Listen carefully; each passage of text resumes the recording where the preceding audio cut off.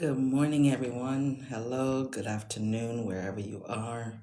Thank you for joining me here, Daryl. Thank you, Bill. Good morning. Good morning, everybody. Good morning. Good morning. I'm just sharing this live with a few people. So feel free to jump on in. Today is going to be our second installment in the new series that I'm talking about is Know Yourself. Know yourself. Who are you?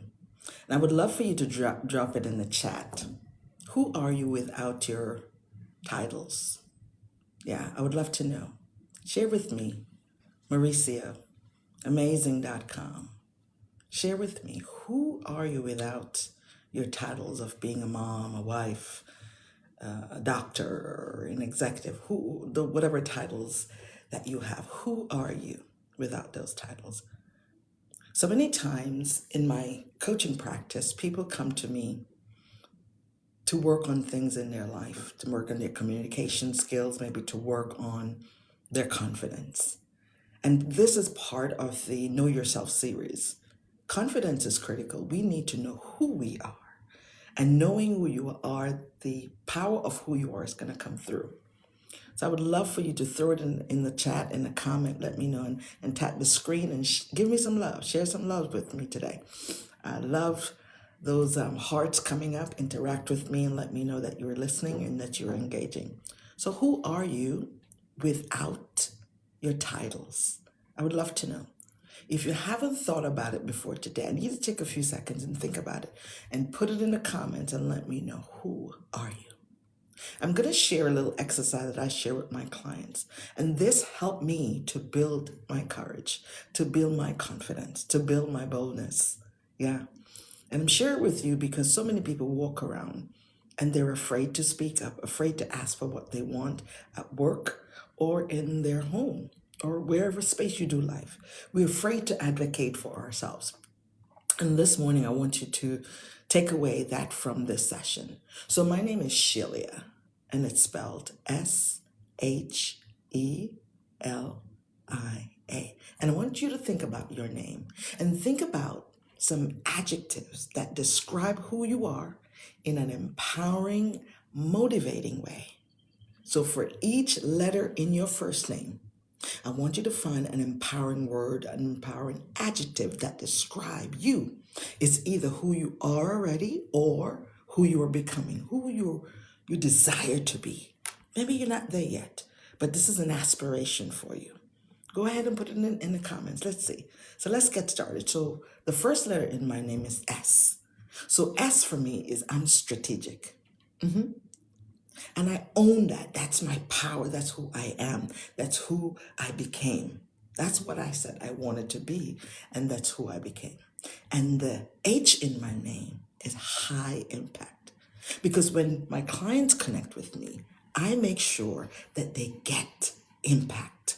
They get something that they can work on and work through. And when they leave the space, that they can become that person as they continue to consistently progress.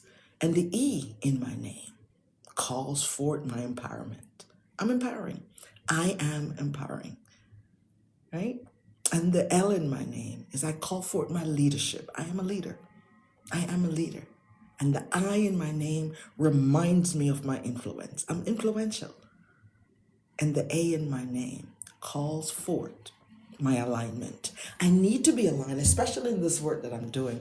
I'm very aligned. And when we know who we are, down on the inside, when we look within and know who we are, and we can tap into the power of who we are, when someone says to you, who are you? You don't think about dad, mom, or whatever adjective or comma behind your name. You tap into the power of who you are. And I'm teaching today, and I want you to take this time and put it in the comments. And I would love to hear, what are those strong, bold, motivating, inspiring adjective that describes who you are? So when someone says, who are you, Shelley? I say, I'm strategic. I'm a high impact, empowering leader who influence from an alignment, right? And I do this for me, and I also help others to do the same. So click in the video once we're done somewhere, maybe in my bio. All right, if you go to my bio, you'll see a link. Put some time on my calendar and let's do this together so you can win. And to continue this conversation, I want to talk about the lie that stand in the way of your confidence. I want you to be present to the lies. It could be multiple lies. Maybe for you it's one. Maybe for others of you it's several. So some of those lies are, I'm not ready, right? I'm not ready. Other lies are, I'm not enough. Or, I can't do this. What do you mean you can't? You haven't tried yet. I remember a poem my grandmother used to remind me of when I was a kid. And it says, don't say you can't before you try. And if you try and fail, you try and try again. You keep doing the thing a different way, a different perspective until you get it right. That's how you build your confidence. You don't do one and done.